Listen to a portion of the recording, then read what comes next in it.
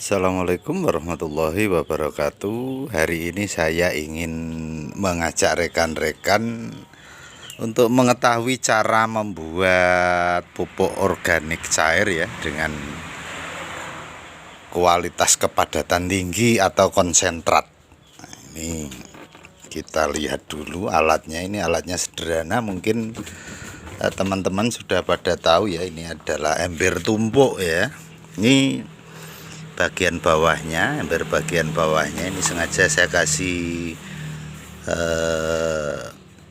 tambahan agar lebih rapet, jadi ndak dimasuki lalat nanti ke depannya. Kemudian ini masih baru timbanya, ini embernya ini ya. Saya pasang keran supaya nanti mudah untuk mengambil lindinya atau cairannya ya, yang berupa pupuk organik cair. Ini pastikan, ini kemarin sudah saya cek, saya tes, pastikan jangan sampai bocor. Kalau bocor, waduh, baunya mantap ini nanti. Oke, kita lihat ini. Nah, ini pas masuk mudah, untuk melepasnya juga mudah. Kemudian kita lihat bagian dalamnya, ini penutupnya normal ya, jadi nanti kita tutup seperti ini. Yang penting rapet, tidak kemasukan lalat atau apa yang lain. Kemudian nah ini saya pergunakan geronjongnya kelengkeng ini, nanti untuk membantu supaya lubangnya tidak buntu. Kita lihat bagian bawahnya ini kelihatan ya, lubang-lubang yang saya buat di bagian bawah ini menggunakan paku yang dipanasi, paku yang dibakar, kemudian saya pakai ngelubangin. Oke, kita langsung ke fokus. Jadi ini untuk bagian bawah kita bantu dengan geronjong supaya nanti tidak tersumbat lubangnya. Oke, sekarang kita fokus pada bahan ini. Jadi nanti bisa menghasilkan pupuk organik cair. Untuk yang cairannya nanti langsung masuk ke bawah ini dari lubang tadi ya, lubang yang sudah ada di bagian bawah ember atas ya. Kemudian bagian atasnya nanti akan terbentuk pupuk organik padat. Oke, sekarang kita lihat bahannya. Kalau kita mau membuat pupuk untuk pertumbuhan atau starter ya, atau starter atau pertumbuhan, itu kita menggunakan bahan yang menghasilkan unsur nitrogen tinggi. Bahan apa yang dipergunakan? Bahan yang bisa dipergunakan itu seperti ini, daun kipait atau daun-daun lain yang muda, yang masih muda ya, yang pucuk-pucuknya yang masih muda. Itu nanti di samping mengandung nitrogen tinggi, dia juga mengandung fosfor walaupun tidak terlalu tinggi, juga mengandung zat PT auksin. Nah, ini misalnya selain daun kipait, kebetulan saya tersedia banyak daun kipait, jadi tidak perlu cari yang lain ya. Tapi pada dasarnya yang lain juga bisa seperti ini. Ini daun apa namanya ini? Tidak tahu apa namanya ini. Kemudian daun lamtoro atau daun-daun gulma yang lain boleh, atau daun yang seperti ini. Nah, ini semua boleh, tapi bagian ujung ini untuk membuat pupuk untuk pertumbuhan ya. Ini bahannya saya sarankan adalah daun atau pucuk-pucuk tunas daun, apa saja boleh, yang penting pucuk. Kemudian untuk menghasilkan unsur fosfor selanjutnya ini ya, untuk fosfor itu kita pakai batang pisang. Ini batang pisangnya, batang pisang. Jadi perpaduan antara unsur nitrogen dari pucuk-pucuk daun ya, dan batang pisang ini nanti akan menghasilkan pupuk pertumbuhan, jadi tinggi nitrogen dan fosfor. Nah, bagaimana kalau membuat pupuk untuk pembuahan ya, pupuk pembuahannya itu kita menggunakan bahan batang pisang ya, dan bahan lain yang mengandung kalium tinggi. Karena ini fosfornya tinggi, kita cari bahan lain yang mengandung kalium tinggi. Di antaranya adalah ini bayam ya. Bayam ini mengandung kalium tinggi ya. Jadi bayam itu mulai dari pucuk daunnya sampai dengan akarnya bisa kita gunakan. Daun apa, bayam apa saja yang bisa? Semua jenis bayam, bayam duri boleh. Ini bayam tanah atau bayam liar, kalau di tempat saya bilangnya bayam hutan ya. Kemudian bayam gajah, ini bayam gajah, bayam yang daunnya besar-besar, atau bayam sayur yang dipergunakan untuk sayur juga bisa. Selanjutnya bahan yang mengandung kalium tinggi ini daun dan batang dari miana, bunga miana ya. Bunga miana itu mengandung kalium tinggi. Lalu ini apa ini? Krokot ya. Jadi krokot ini juga mengandung kalium tinggi. Kemudian kulit dari ubi, ini kebetulan ubi kayu ya, kulit dari ubi kayu. Sama ubinya juga boleh, nanti itu juga mengandung kalium cukup tinggi. Buah-buahan ini kebetulan ada terong kemarin yang nggak jadi dipakai sama istri saya untuk masak, saya pergunakan. Lalu ada lagi buah-buahan ya, buah-buahan selain nanas ya, buah-buahan seperti pisang yang ya tentu saja yang kita pakai jangan yang baru, yang masih bagus jangan. Yang masih bagus kita makan saja. Pisang, kulit pisang ya. Lalu kulit pisang seperti ini. Kemudian ada satu hal yang menarik ini. Belum. Yang ini dulu. Nasi ya, sisa nasi yang tidak dikonsumsi, yang sudah tidak layak untuk dikonsumsi, itu juga mengandung kalium cukup tinggi. Ada juga kandungan fosfornya walaupun tidak terlalu tinggi. Nah, yang menarik ini tanaman ini saat ini sudah tidak terlalu diurusin sama orang-orang. Ini tentu Anda tahu kan, ini namanya daun talas ya. Jadi pohon talas ini mulai dari daun, batang, sampai dengan umbinya, kebetulan ini tidak ada umbinya. Ini sekarang ini liar banyak sekali di saluran-saluran irigasi, tumbuh liar di tanah-tanah kosong itu banyak sekali sekarang ini. Jadi ini tadi saya juga ngambil di tepi sungai tadi, sungai kecil ya, saluran irigasi. Ini kalau ada umbinya ini juga sangat bagus. Nah, ini ada sebagian tanahnya yang ke bawah ini tidak saya buang sengaja, anggap saja ini adalah leaf mold ya. Jadi nantinya akan berfungsi sebagai dekomposernya nanti. Ini jadi ini. Nah, kebetulan Nah, untuk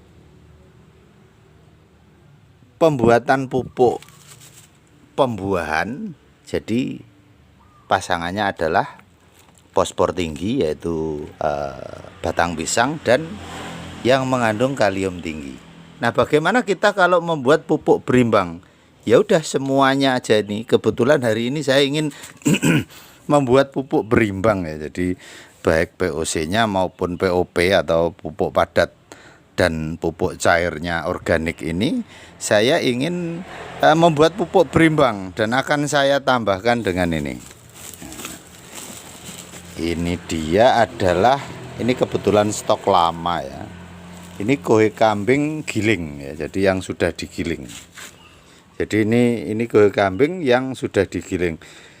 Misalkan ada yang belum digiling juga tidak apa-apa, bisa langsung kita pergunakan. Oke, sekarang kita lanjut di penempatannya dulu. Nah, ini dia saya siapkan, ini tatakannya ini ya, dari bahan bekas juga ini. Ini saya taruh di sini supaya nantinya mudah untuk mengambil air lindinya. Jadi setelah terisi, setelah cukup, kita ambil melalui keran. Jadi kita buka kerannya, sudah bisa langsung kita ambil dari posisi bawahnya. Oke, kita masukin ember atasnya. Nah, ini dia seperti ini. Ini jangan lupa ya, tutupnya nanti ditempatkan serapat mungkin, kemudian bisa kita tindihkan dengan pemberat ya. Terserah Anda mau pakai pemberat apa, tapi nanti kalau sudah kita isi. Oke, bahan-bahannya sudah saya dekatkan ke tempat pemrosesan ini ya, ember tumpuknya. Ini sekarang kita masukkan. Kita mulai dari bahan yang memiliki kadar nitrogen tinggi dulu ya. Ini kalau mau rapi ya boleh dicincang atau dipotong-potong kecil-kecil ya, tapi saya males jadinya saya tidak saya cincang, cukup saya masukkan. Kita buat serata mungkin ya, jadi jangan masing-masing bahan dominan, jadi kita buat serata mungkin ya. Ini kemudian kita masukin potongan batang pisangnya untuk penyuplai fosfor ya. Kemudian kita isi lagi dengan yang mengandung kalium tinggi. Nah, seperti ini. Setelah kita isi kalium tinggi ini, kita lanjutkan dengan ini. Nah, kebetulan saya ingin menerapkan pola jadam ya, jadi saya akan mengadopsi sistem jadam untuk membuat pupuk ini dengan menggunakan dekomposer dari Livmol ya. Livmol ya, menurut saya yang paling bagus adalah Livmol. Kemudian saya tambahkan sedikit garam. Nah, ini garamnya, mungkin 1 sendok ya. Nah, ini kita taburkan dulu ke lapisan pertama tadi ya. Sekarang kita lanjutkan dengan ini sisa nasinya ya. Jadi ini tiap hari mau ditambahkan juga boleh nanti setelah berproses. Nah, selanjutnya kita ambil kohik kambing giling.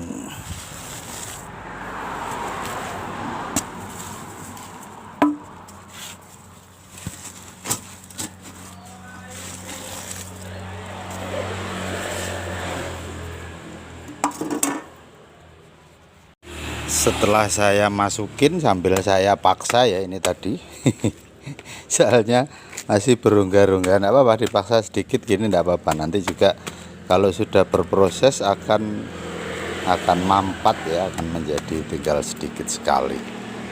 Ini biasanya prosesnya kurang lebih sekitar 3 minggu sampai 1,5 bulan.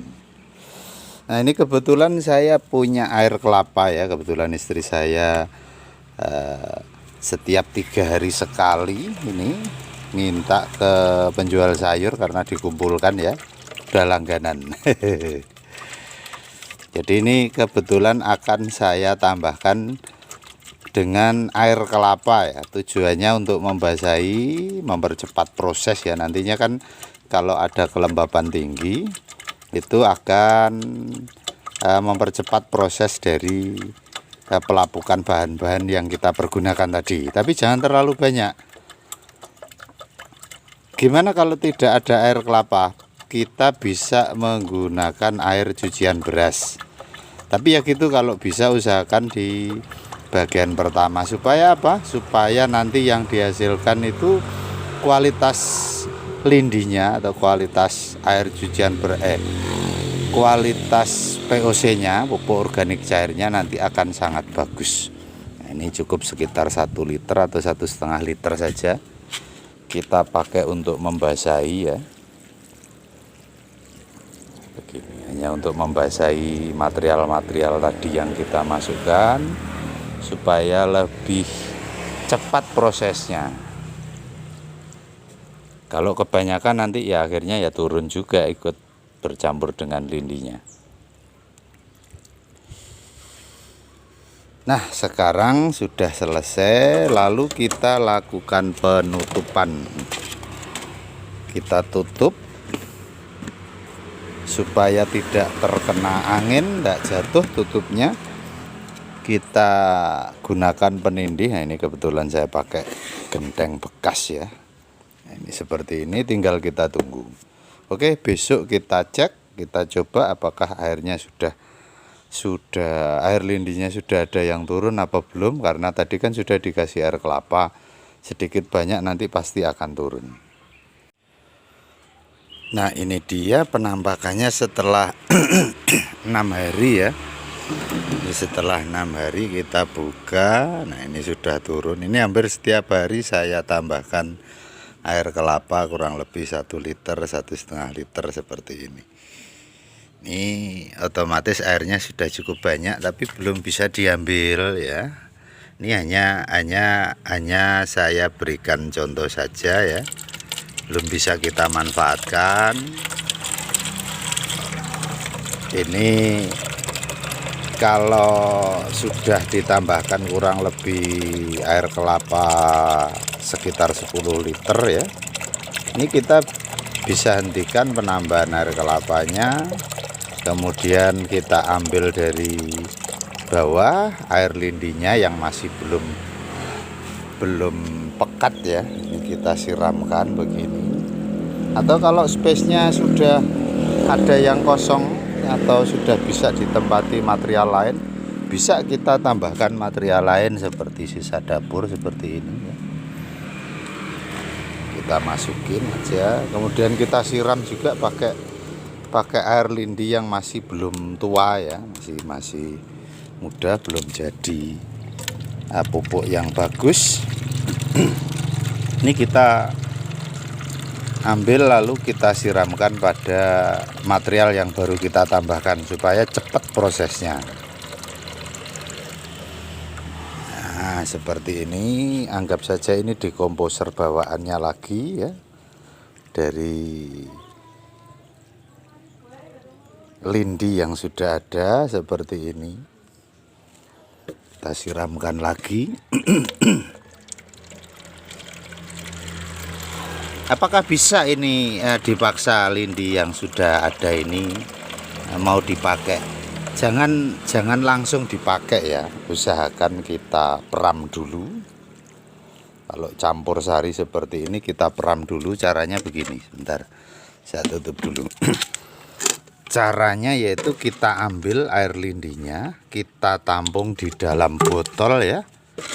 Ini kita tampung di dalam botol, kita ambil seperti ini.